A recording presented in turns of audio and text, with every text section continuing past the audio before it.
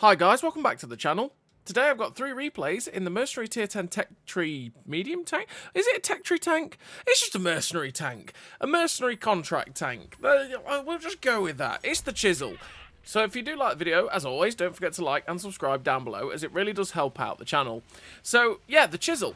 It is a pretty solid tier 10 all-round medium tank. The camouflage on this vehicle is not that great, realistically. It's got good view range, it's got a good mobility, it's got a great gun, although it loves, and I mean loves, to troll me. One of those that's got a super accurate gun, it's got good accuracy during rotation and movement with the build that I run, but it likes to find its way to hit the floor.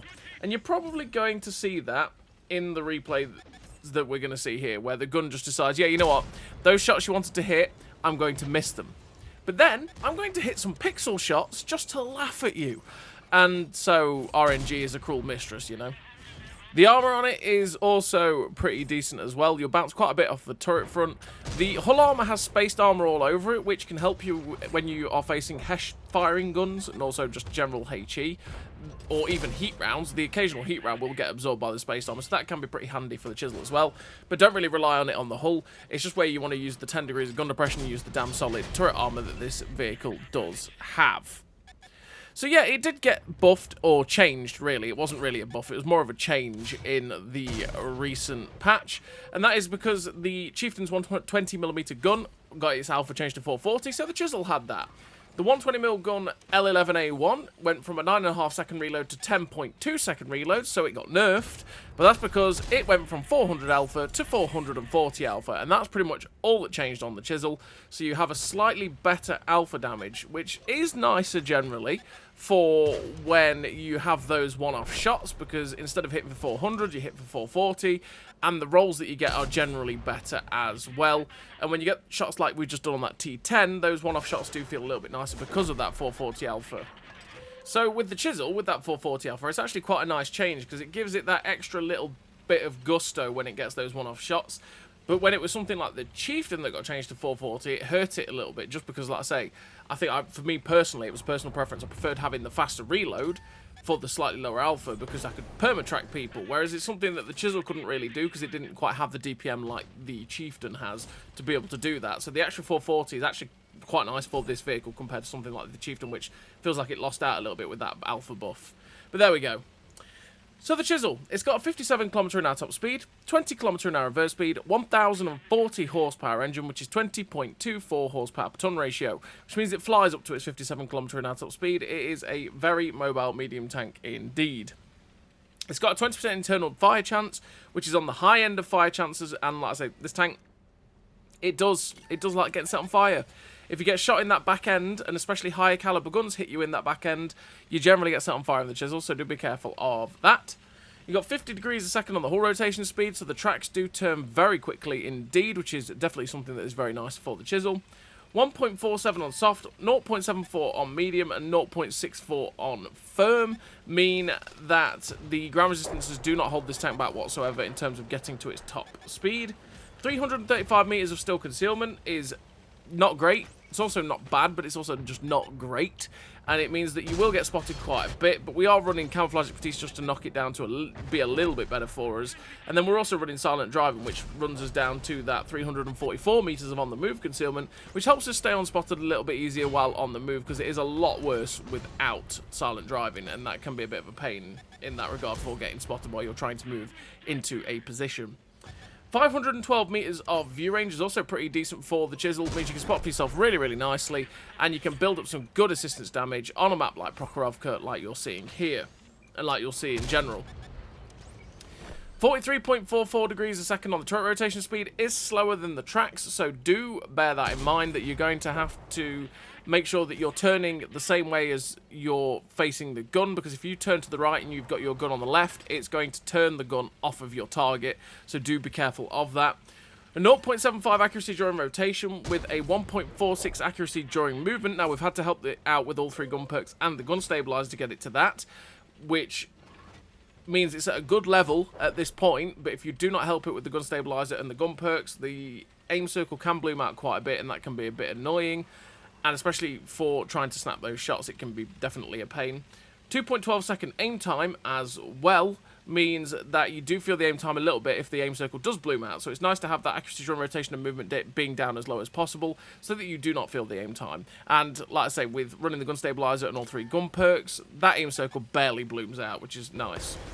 You got 0.26 accuracy at 100 meters as well, which is supremely accurate, which is where I say this gun feels extremely derpy at times and loves missing shots, because I sit there going, how did you miss that? You've got 0.26 accuracy at 100 meters. How did you miss that? Thanks, Chisel. Lovely. It's one of those tanks that has always trolled me with its gun. You got a 7.44 second reload, which is 3.5k DPM, which is decent. It's not the best considering a lot of the tier 10 mediums, especially, say, the American ones and quite a few of the British ones, are running 3.8, 3.94k. But then again, like I say, I think actually 3.5k DPM for the Chisel is actually in a decent spot. The others are just overtuned in terms of how good their DPM is. You've got 270 pen on the standard APDS rounds, 310 pen on the premium APDS rounds, and 140 pen on the HESH rounds. Now, the HESH rounds are very, very nice for going after targets like a Gorilla 15 here, but you've got to be careful because they've got 671 meters a second shell velocity on the HESH rounds, which is very, very slow, and generally means that shells like to loop, and they feel a lot derpier than the standard APFSDS and the premium APFSDS because they've got 1372 meters a second shell velocity and 1350 meters a second shell velocity, respectively. So the velocity on the standard and the premium is actually really, really nice. The HESH, though, not so much. And with the penetration on this vehicle, you'll pen pretty much everything you're ever going to face. And as you saw in that first game, we finished with 4.2k damage, the 5.8k assistance damage, 1689 base XP, and yeah, the gun absolutely hated us. There were so many shots in that game that you're sitting there going, I'm fully aimed, I've missed. Thanks, gun. That proc game was definitely one of those, but we still had a fantastic game, and I mean, nearly 10, well, it was 10k combined, is always a great result for you, and it showed what you can do with the tank, where you can go hull down, use the 10 degrees of gun depression it's got, bounce quite a few shots off that turret, and then just keep working people over with this gun. And where you can't get shots, you can use the good view range at 512 meters of view range to go spotting for yourself and keep people lit up and get some good assistance damage like that 5.8k assistance that you saw there. So what do I run in terms of accruing equipment on this vehicle to get those statistics for the vehicle? Well, I run Born Leader, Rapid Reload, Sixth Sense, Situational Awareness, Camouflage Expertise, Silent Driving, Steady Aim, Snapshot, Run and Gun, with the Advanced Loader, the Gun Stabilizer, and Optics. Optics to be able to get the 512 meters of view range so we can spot for ourselves and get good assistance damage games like you saw on the last map.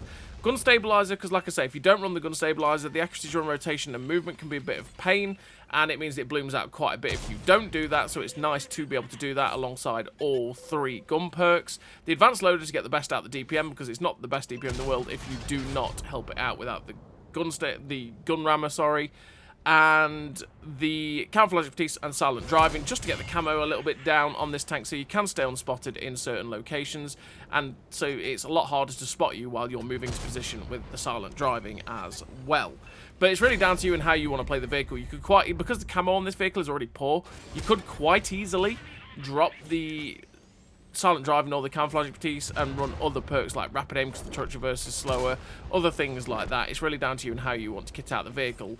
And vice versa, you could also just decide, okay, you know what, screw it, I feel like the gun handling is good enough, I'll drop the gun stabilizer and then run the camo net. And with running a camo net on the Chisel, you will end up getting that concealment rating down to 296 on still concealment and 304 on the move concealment, which is a hell of a lot better than it was, and generally is very, very good. But your accuracy, run, rotation, and movement does go up quite a bit, and it means the aim circle will bloom out a fair bit as well. But again, it's really down to your personal preference and how you want to kit out a vehicle. There's never really a right or wrong way as how to set up a tank. So we're here on this second replay, and we're on Province. And the fairly typical thing has happened here on Province, and that is that their team pushed far too aggressively down the 8-9 line. We caught them out, we were hull down, and we absolutely farmed them. My team that sat at H3 farmed them as well, and their team is now caught out while trying to push the other flank as well because they didn't go straight up to C1-2. And this happens at Province, because Province is one of those maps that is genuinely, you get punished for pushing too early or even just too aggressively. You just get punished for pushing. A lot of the time, the best thing to do is sit in a good snipey location, like this, or like C1, C2, or like J9, and wait for the enemy team to push and make the mistake. Because the moment they push, make the mistake, get spotted, they get farmed from the people that camp at G3, or from the people that sit at H78 like I was, or maybe even in these bush locations here. You get farmed for pushing, so it's quite easy just to sit in this location and just wait for the enemy team to make the mistake and farm up, and you get a ton of easy damage, and generally you win the game quite easily by doing that as well, because you end up whittling them down very, very quickly as they push into your defensive locations or your team's defensive locations, where it's quite difficult to dig them out in the first place, and then they're being farmed in the side by people like me on this side, right? It's one of those things. But we've managed to farm up quite nicely. We're going for the shot into the T30. I was trying to avoid that destructible cover, because the amount of times destructible cover has decided, you know what, I'm going to take that shell, is always a pain. But we ended up, thankfully, getting the shot into the T30. I ignore him now, load the Hesh round to go after the artillery, and the T30 gets shut down by the IS-7. I'm fully expecting the artillery to be behind one of these rocks. There we go. We get the Hesh round in for 510. 530 alpha average on the Hesh rounds means that we were always guaranteed near enough to kill that guy with the HE, which is why we did it. And we end up with the 5 kills, 6.7k damage, 710 assistance damage, first class high caliber, the sniper medal with the Pascucci's medal, with 1578 base XP, which was a pretty nice game there for the Chisel on Province, which, to be honest, was a fairly typical Province game where a team pushes too aggressively and they get absolutely farmed, which is Province, generally. So we're on to the third and final replay of this video, and we're here on this map, which is Cliff. And on Cliff, we're going to do a do-or-die play, which is what I like to do on Cliff every time. From this spawn, that is. And that is because it's very lucrative. When it works, it's great. And the reason I say when it works is because generally, when you make this push, you can either get absolutely wrecked by people that have already got to C1 very, very quickly. But if you don't, you can take this bowl area very easily, shoot people and spot people that camp down the 1-2 line, and you can also spot the people that push across the BC line and get easy side shots as well. So we take a hit there from the FV4202, who had already made the push, but only one hit taken. We're now in the hull down location we want to be in to use our 10 degrees of gun depression and start working the enemy team over with this 120mm gun. So we went for the side of the E75 there, and it actually hit the upper plate because, thank you, Chisel, I love you when you do that. And we're up to 871 damage. We've seen a Waffle E100 is crossing, so we've got to be really careful of that. The 30B couldn't quite get the shot in, so we're just keeping an eye on their team to see what they're doing. We go for the drive wheel shot of the Waffle E100. Now, I could have gone for the turret because that's an easy pen, but if you go for the hull of a Waffle E100, especially when it's the side like that, it's quite an easy shot to go through anyway. And you're likely to do module damage, like damaging the ammo rack or damaging the fuel tanks. And the fuel tanks are a big one on the Waffle E100. If you shoot them in the hull, quite often they do get their fuel tanks damaged. You can set them on fire, so it's often a good idea to shoot the hull, but only if it's sideways on, because if you get it on the front, it still can ricochet shots and be a bit of a pain generally. So we're just taking it slow and steady, which is pretty much the Chisel's way about life in this game. Slow and steady wins the race. Take it easy, take it slow, and just be very measured in where you're putting these shots. Always know where your next shot is going to go, which I suppose is generally a thing for most tanks in general, right? But yeah, always know where your next tank is going to go. Keep your eye on the map at all times as well, so you know where the enemy team are trying to push, and you can just keep consistently farming, because that's what this tank does. It does consistency, except for when you're trying to pixel shot a cupola of a Chaug, which with such good accuracy I'd hope it would actually hit, but yeah, apparently not. There you go. We get a shot through his lower plate. He's still pushing. I notice on the map there's a medium tank coming around. It's Mr. 30B. We're not having any of that, Mr. 30B. Get out of the game. We're not getting flanked, sir. That's why you pay attention to the map. Because I noticed straight away, oh boy, there's something at F4. Okay, we need to turn around and wait for it to come around the corner. That's what we did. And, well, we put the shot in to finish it off. The party wagon is just around that corner. We managed to get a shot into the T-57 Heavy, but he is the one. I'm either going to shoot the T-57 Heavy if he gives me an easy shot, or I'm going for a shot into the party wagon to shut him down. But we went for the shot into the back of the T-57 Heavy. It hit his turret and just ricocheted because lol. Full side shot on the T-57 Heavy ends up hitting the lowest part of the tracks where there was no hull armor anymore, and so it bounced. Because why RNG? Why wouldn't you just give us the shot where we're going to hit him and just bounce where we should probably know majority of the time pen? But hey ho, RNG is a cruel mistress. It giveth, it taketh. We got the tracking shot there into the T-57 Heavy, which fed us some tracking assist. We finish off the T-62A, and Mr. Conqueror is a shot that we want to take now into his back end. There's also the Waffle 100 still there, who I was quite surprised wasn't spotted. I put around the corner, spotted him, and went, oh, he's still alive. Okay, then. We get a shot towards the side of the Conqueror, or sorry, the Chieftain, but the Chieftain ends up penning us, and so does the Conqueror, which means that we're now a one-shot for them all, which is very, very awkward. It means we've got to be extremely careful when going for these guys. So we snapped a shot into the Chieftain because I was pretty sure he'd fired. It was very, very chancy, though, because I actually don't, rewatching it, I don't think he'd actually fired. So that was very, very chancy.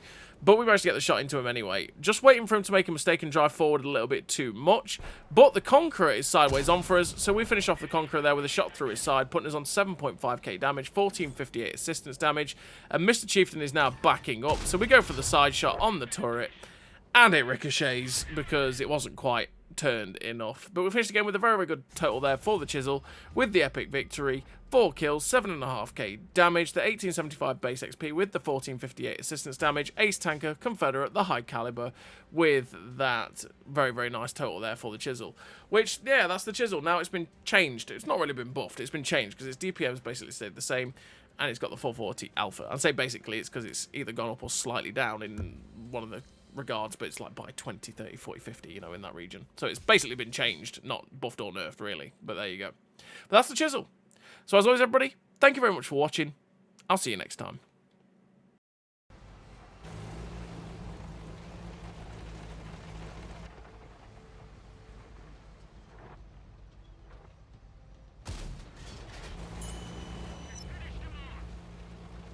A great success!